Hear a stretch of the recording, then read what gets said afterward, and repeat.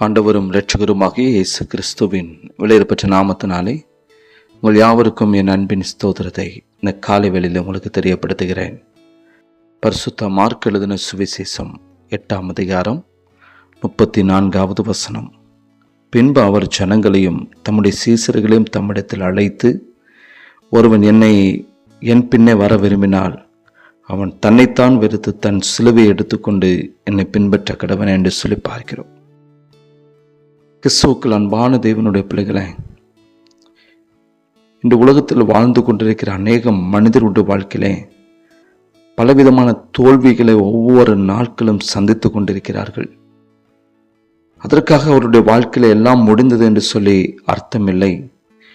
தோல்விகளுக்கான காரணத்தை கண்டுபிடித்து அதை சரி செய்து முன்னேறி செல்ல வேண்டும். தோற்று போவதற்கும் விழுந்து போவதற்கும் பொதுவான காரணம் நாம் தெரிந்தெடுக்கிறதான காரியம்தான். நாம் எதை தெரிந்தெடுக்கிறோமோ அதை சரியாக நாம் தெரிந்தெடுக்காமல் இருப்பது நிமித்தமாக பலவிதமான தோல்விகளை நம் வாழ்க்கையில சந்திக்கிறோம். இந்த உலகத்திலானாலும் சரி, அந்த உலகத்தில் காணப்படுகிற பிரச்சனைகளானாலும் சரி, அவைகளுக்கு பின்னாலே நம்முடைய கண்கள் இழுப்புண்டு போகிறபடினாலே நம்முடைய தெரிந்தெடுப்புகள் இந்த அநேக நேரங்களில் தவறாய் காணப்படுகிறது.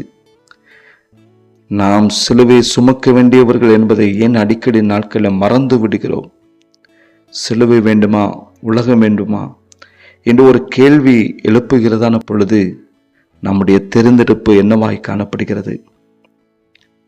ஆண்டவர் நமக்கு கொடுத்திருக்கிற அந்த சிலுவை பலவிதமான வித்தியாசமான வடிவத்தில் இருந்தாலும் எனக்கு அதிக வேலை செய்ய முடியும் என்று இருக்கிறதான பொழுது ஒரு தாழ்ந்த அற்ப வேலையை செய்ய வேண்டி வருகிறது.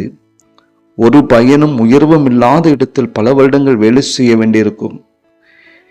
நமக்கு வெளிப்படையாகவே தீங்கு செய்தவரிடம் அன்பான எண்ணங்கள் செலுத்த முடியாத சூழ்நிலைகள் ஒருவேளை உண்டாகலாம். அப்படிப்பட்ட ஒருவனை நாம் சந்திக்கிறதான பொழுது எல்லோருக்கும் எதிராக அவன் பட்சமாக நின்று அவனோடு நட்பாக பேச ஒரு ஏவுதல் கூட உண்டாகலாம்.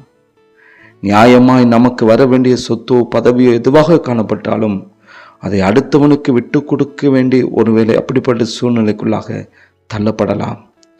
நம்முடைய வாழ்க்கையில தகுதி இருந்தும் தள்ளப்பட்ட சூழ்நிலை அநேக நேரத்தில் நாம் காணப்படலாம். ஆண்டவரை எதிர்ப்பவர்களுக்கு முன்பாக அவரை அறிக்கை பண்ண வேண்டிய ஒரு சூழ்நிலைக்குள்ளாக நாம் கடந்து வரலாம். நம்முடைய உள்ளமானது துக்கத்தால் முறிந்தது போல காணப்படுகிறதான பொழுதும் பிறருக்கு முன்பாக குளிர்ந்த முகத்தோடு சிரித்த முகத்தோடு கூட காணப்பட வேண்டிய ஒரு சூழ்நிலைக்குள்ளாக நாம் காணப்படலாம். இவை எதுவும் நம்முடைய வாழ்க்கையில ஒரு லகுவான காரியமே இல்லை.